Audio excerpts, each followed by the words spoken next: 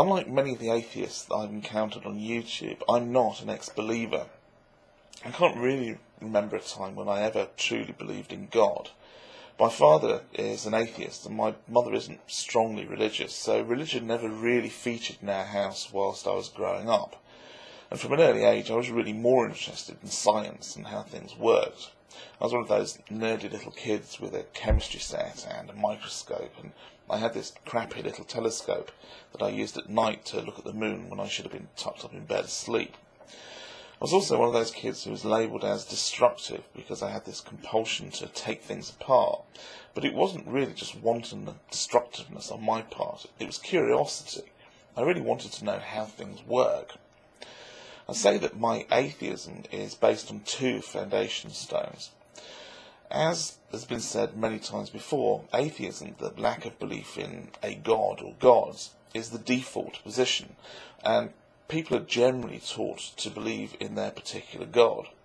It's pretty hard to imagine how very many of them would arrive at exactly the same conclusion if they were just left to their own devices. So my lack of exposure to religion at a very young age, I think, is the first foundation stone of my atheism. The second is my belief that the universe is a rational place. So to me, the idea of a god is unnecessary. And the idea of any of the gods that I've heard about being worshipped in human religions is just laugh-out-loud ridiculous.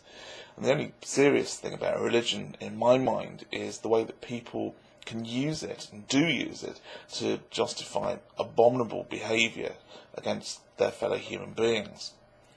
So, the second foundation stone of my atheism is rational, critical thought. Now, what does my atheism give me? Well, like you, I think that it gives me freedom. It gives me freedom to make up my own mind rather than be told what is right and wrong, what to believe, what is so. Freedom to question rather than having to accept what I'm told simply because that's come from authority. But along with this freedom, I think, comes responsibility. I have the responsibility to live this one life I have as best I can, because it's all that I get. I have the responsibility to treat my fellow human beings well in their one and only life. I have responsibility for my own actions and their consequences.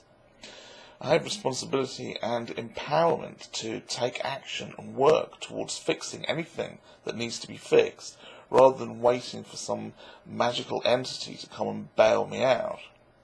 So, along with freedom, my atheism gives me responsibility and the personal empowerment not only to shoulder that burden, but to take it on gladly.